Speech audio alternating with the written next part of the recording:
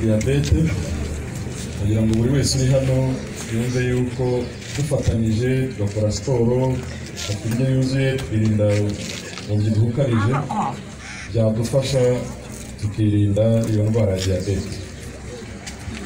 Abari hano rero navuga ngo mwebwe intambwe ya mbere yo kwirinda diyabete mwayitangiye, kubera ko umuntu ukora siporo abasha gukoresha ziriya karori cyangwa se ibyavuye muri ya sukari no mu byo yariye, abasha kubikoresha neza. Iyo umubiri ubasha kubikoresha neza, ni ukuvuga ngo byanze bikunze ubashije kwirinda diyabete. Diyabete ni indwara mbi, ariko umuntu ukora siporo aba yatangiye kuyirinda. Hari n'izindi ndwara nyinshi zitandura zirimo umuvuduko w'amaraso n'izindi ndwara nyinshi. Izo ndwara zose rero umuntu ukora siporo aba afite amahirwe menshi cyane, hejuru ya 90% y'uko atakandura izo ndwara. Ubwo rero nababwira iki? Mureke dukore siporo kugira ngo tugire ubuzima bwiza, tugire amagara mazima, nicyo kintu gikomeye.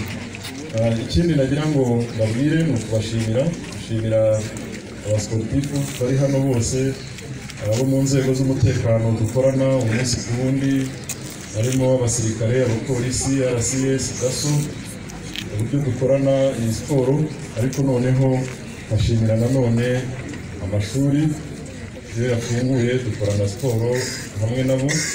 Ngo nababwira ngo uko dusiba icyumweru kimwe tugahita dukora siporo domasi, mujye muza dufatanye. Ariko noneho siporo ntibe icyo gihe cy'uko twayikoze siporo ya bose ku karere, ahubwo wowe tuyishyire muri gahunda zawe.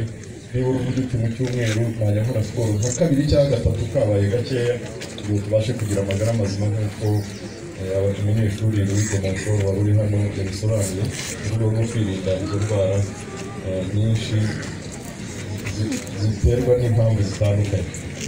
Banashimire byimazeyo abasportifu bambaye imyenda mubona isa y'ubururu, dufatanya umunsi ku wundi, bo bamaze no gutera intambwe yisumbuyeho, ko no kuwa kabiri no kuwa kane na buri cyumweru mu gitondo cya kare bakora siporo. Ubwo binavuze ko n'undi wese wabona akanya ari kuri iyo minsi yageze mukabakorana nabo, kubera ko siporo ni ubuzima bwiza.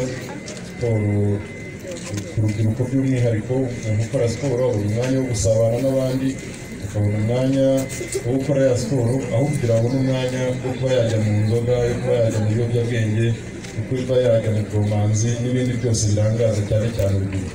Umusportifu aho kujya muri ibyo ngibyo, iyo yagiye muri siporo aba yabonye umwanya mwiza kandi uri bugire icyo umumarira.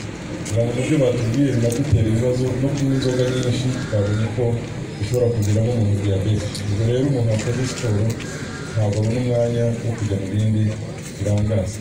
Reka nsoreze aha ngaha mbashimira cyane uburyo twafatanyije muri iyi siporo, kandi mbashimira n'uburyo dusanzwe dufatanya umunsi ku wundi, banabakangurira kujya kwipimisha yaba umuvuduko w'amaraso ndetse na diyabete bari bubikenere hariya hirya abaganga twiteguye kubafasha.